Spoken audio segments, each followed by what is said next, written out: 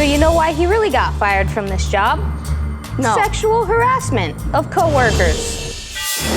22-year-old Meggan met 27-year-old Jonathan 2 years ago at a fast food restaurant, and as quickly as they got their to-go order, the two were living together, and then welcoming their daughter 6 months ago. But now their once hot and heavy relationship has grown cold and stale. Whenever we go shopping or to restaurants or whatever, he will make comments like, oh, that lady's got a nice chest or nice body. When love life in the bedroom is like staring at a brick wall, or I could get more action from a wind-up toy like the monkey with the clappers going. There's something a little off about you, and I'm not quite sure what it is. Accusations and mudslinging ensue. I do believe that he is a major pervert, Your Honor. Today on Divorce Court. Come to order. Court is now in session. The Honorable Judge Lynn Toller presiding. Good day, ladies and gentlemen. I'm here today with Meggan Robinson and Jonathan Carlson. The two of you have been living together for 2 years, and you have one child together. Am I accurate? Yes. You are? And how old is the baby? 6 months. 6 months old. But you two are ready to call it a day. You want to dissolve your living situation, and you've come here seeking some assistance for me because you say he owes you a certain amount of money, and we will get to that momentarily. Before we do, however, Mr. Carlson, I'm going to start with you. Why don't you tell me about your situation and why you're looking to end it today? I'm here, Your Honor, because I am done with Meggan Robinson and her attitude towards me. I will go and bleed my very lifeblood for this woman to bring in money to be able to support her and our child. What did you say? Life's blood. Life's blood? What does that mean? I go to a plasma donation center that in exchange for 2 donations a week, they'll provide monetary compensation, an amount of $60 a week, which can bring up to $300 a month into our situation for food, clothing, anything that we need or that the child needs. Well, $300 a month is not going to do that, right? You get that part. No, right? It's only extra, and it does not certainly help get a situation by. Right. But what else do you do? I currently have been out of employment for a month, but I have been going out every single day, getting job interviews, sending out resumes, and trying very hard to get the situation back to a level where I am helping support our child, support her as a man should. I understand that, and anybody can be out of job for a month. Why are you so unhappy with her? She doesn't show any appreciation to the fact. I'm going out early in the morning for job interviews. I'm waking up in the middle of the night to help take care of the kid when she gets to sleep the whole night away, and I've got a job interview the next morning. Makes me feel like a darn zombie, especially if I go and donate some plasma that same day. I'm really a zombie. I'm just like, yeah. Do you not appreciate what Mr. Carlson brings to the table? I really don't see what he's bringing to the table besides $60 a week, to be quite honest with you. Does he work at all at home? Does he help with the baby? Is he a good housekeeper? Anything like that going on? No. In fact, he bought himself earplugs to use while he's sleeping so that way he doesn't hear her fuss and she doesn't wake him up. Did you do that? That was only a very recent purchase, Your Honor. I am very sensitive to the child in her squeaks and fusses. It's happened since day one. She cries in the middle of the night. I'm instantly awake, just like that. He slept on the couch for the first 2 months of her life. So he wouldn't have to hear all that? Yeah. Mr. Carlson, let me ask you this. Do you have trouble keeping a job? No, ma'am. Ms. Robinson, what do you say about that? In the 2 years that I've known him, he's had 5 different jobs. 5 different jobs in 2 years? 5 different jobs in 2 years, yes, that is correct. Why such a rapid turnover? The rapid turnover, Your Honor, has only been recent in some of that. One of the jobs was a temporary position with no guarantee of employment after a 90-day period. When she first met me, I was working a full-time job, 40 hours a week or more, and I had been there 6 months before she met me and was in that job up until October of 2012. And what happened to that job? I walked out because the general manager was an exceptionally rude and very unfriendly individual who treated his employees like garbage. How you gonna walk out of a job and not have another one? I know people are jerks and hard to work with and all that kind of stuff, but don't you kind of gotta suck it up until you get another gig? Inside of 2 weeks, Your Honor, I had other employment. It was not that long before I had employment. I was back working a full-time job that was even paying better than the previous job I had. And then what happened to that job? That job I got fired from because the rules say if I miss more than 8 days of consecutive work or in any span during 6 months to a year, the rules say I have to be terminated. I was taking our infant to the hospital and taking care of her while that was going on. I called the boss, told him what was going on, but he said, I'm sorry, man, the rules say I have to let you go. There's nothing we can do. Why didn't you take the babies for checkups? Well, what he just said there actually is a complete and utter lie. The next job that he had was while I was still pregnant. Mind you, he quit the first one while I was pregnant. Toward the end of the pregnancy. It doesn't matter. I was that's still even pregnant. worse. She's about to bring a new life into the world, and you decide that you couldn't put up with your boss. This was 6 weeks prior to, and that's when I got the job. It was 6 weeks prior to her giving birth to our daughter. I understand that, which is the worst time in the world to leave a job. I'm trying to tell you, there's a new person coming into the world. You have to support it. So you put up with Jack the Ripper, the boss, in order to take care of the wife and the kitty. But go ahead. So you know why he really got fired from this job? No. Sexual harassment of coworkers. Complete and utter lie. When divorce court continues, the old saying rings true, where there's smoke, there's bound to be fire. Were you dismissed from another position on accusations of sexual harassment? Have you been living together for years but found that splitting up is as complicated as getting a divorce? Call toll-free at 1-877-311-2222 or visit our website at divorcecourt.com or become a fan at facebook.com/divorcecourt. Divorce Court returns with the case of Meggan Robinson, who says her live-in boyfriend Jonathan is obsessed with other women. And does Jonathan prove Meggan right? One time, I actually woke up from a nap and came into the living area, and he was on a video chat with a random woman, having very, very explicit conversations with her and touching himself. You think he's just got a wandering eye for the ladies, and you think that sexual harassment thing is that he runs around at the office looking at women all the time and making them uncomfortable. Is that not true? I do believe that he is a major pervert, Your Honor, because not only was he fired for that one job, which the manager told me was because of sexual harassment, but the very next job he had acquired, he was fired for the exact same reason. So, I mean, why would both managers lie about that unless it was true? Were you dismissed from another position on accusations of sexual harassment? It was a company-wide investigation, Your Honor. There were people saying he said, she said kind of thing, and I was cooperative with the management and told them I had not been talking to anybody. I was working alone in my section for 3 weeks when supposedly all this was going around. Do you have an eye for the ladies? Yeah, I've got a kind of a squirrel's mentality, I guess you could say. It's like shiny objects. A woman is wearing tight, semi-revealing clothing. It's like, okay, it's going to draw my eye. Yes. I don't always comment about it. I keep my comments to myself sometimes. But you do look. Yes, I do look. Many people look. Hey, she even looks at men who are cyclists riding by on the road. Do I say anything? Do I accuse her of being a pervert? No. She's simply admiring another individual. Your Honor, whenever we go shopping or to restaurants or whatever, he will make comments like, oh, that lady's got a nice chest or nice body, and he does it all the time. He even goes online and has instant messaging conversations with random women on the internet, and he says very, very sexually explicit things. One time, I actually woke up from a nap and came into the living area, and he was on a video chat with a random woman, having very, very explicit conversations with her and touching himself. And his only thing that he could say to me when I confronted him about this was, oh, you know, I thought you were going to be sleeping longer. And, you know, I'm just like, so it's okay for you it's okay for you to go and do this while I'm sleeping, but if I'm awake, it's not.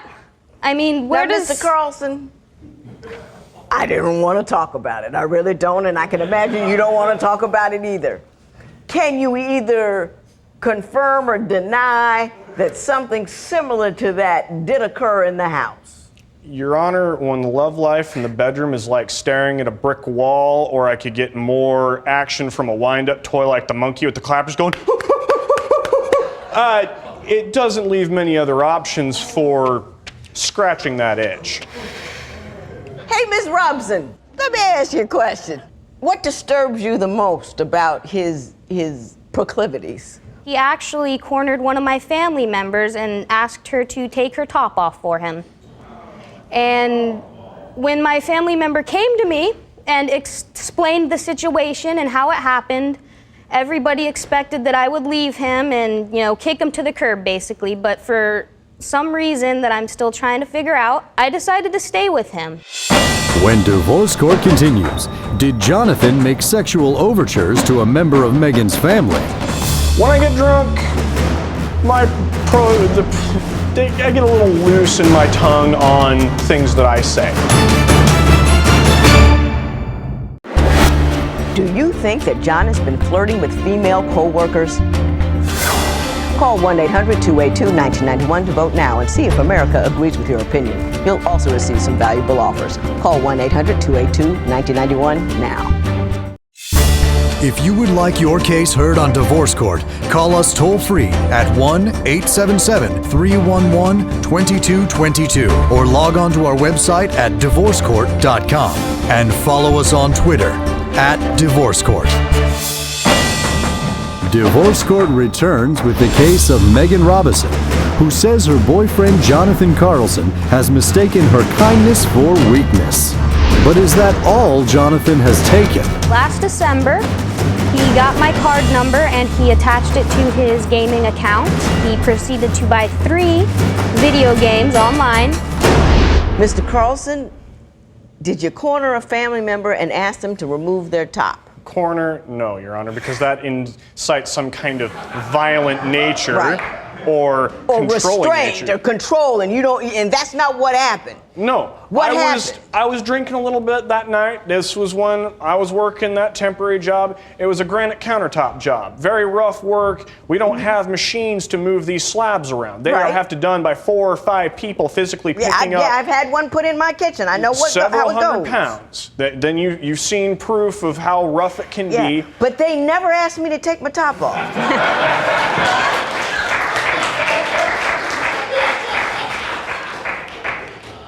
I was drinking a little bit after I got home, but I did not corner her. When I get drunk, I get a little loose in my tongue on things that I say. Her family member bears a strong resemblance to her, and in my drunken stupor, decided to comment in that capacity about the resemblance, mainly about the chest area. But I did not in any way say, take off your top and expose yourself to me. Okie dokie. Ms. Robson, you're asking $600 for a credit card bill. Why don't you tell me about that? Well, last December, he got my card number and he attached it to his gaming account. His gaming account? Yes. I mean, like video games? Like video games, Right. online thing where you can purchase video games. Knowing that I only had like $5 or $6 in the account at that time, he proceeded to buy 3 video games online, each with their own purchase and each incurring their own overdraft fee. And Do you have any evidence of that? Yes, I do. It's actually right here. Mr. Carlson, do you know what she's referring to? Yes, Your Honor, but it's not a malicious attack against her that I purposely did so. She had willingly let me attach the card to the gaming account, but at the time, I was simply making a list of future things that I would like to purchase unknowingly that it did actually go through and purchase these things. I did not know about this. So it was a boo-boo. Yes. You hit submit when you didn't mean to. You hit Yes, enter. I was just and trying to keep the list there and save it. It's submitted. I didn't realize You know, it. every time I go online to buy anything, they, are you sure you want to buy this? Exactly. Always. I'm like, yeah, I'm sure. I wouldn't have pushed yes unless I was sure. I get annoyed by it. But they do that to keep you from making a mistake. I don't believe it was a mistake. When divorce court continues, Judge Lynn speaks to Jonathan's strange side.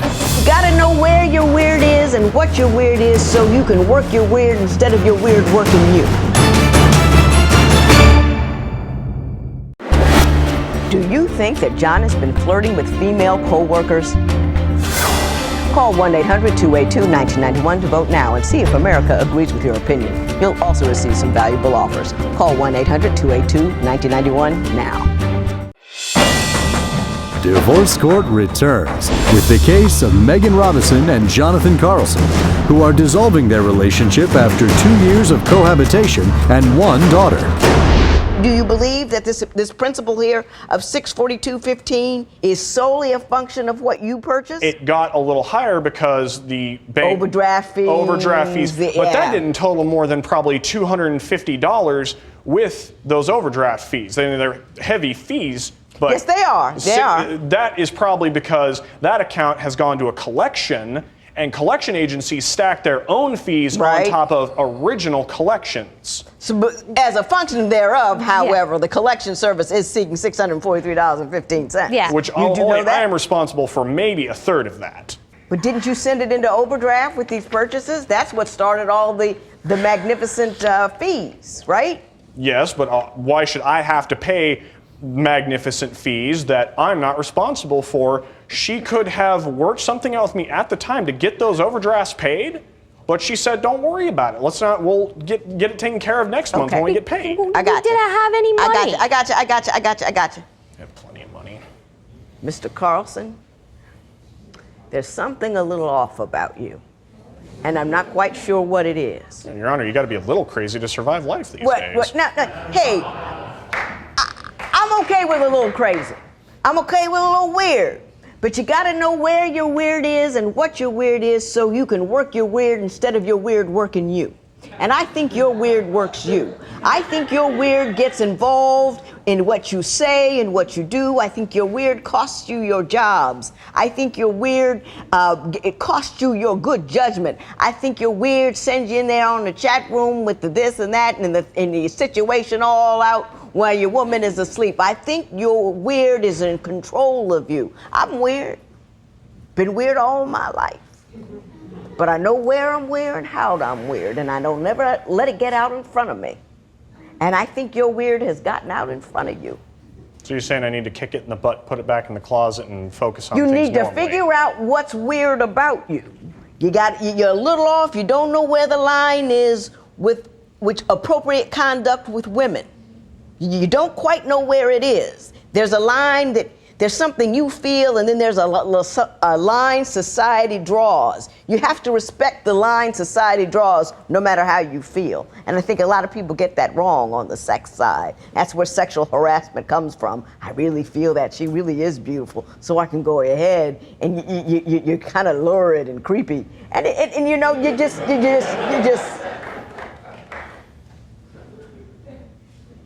You know what I mean? Mm-hmm. I know exactly what you mean. You're a sweet young lady. Thank you. Well-spoken, intelligent. You're intelligent too, by the way. Thank you. But weird people usually are.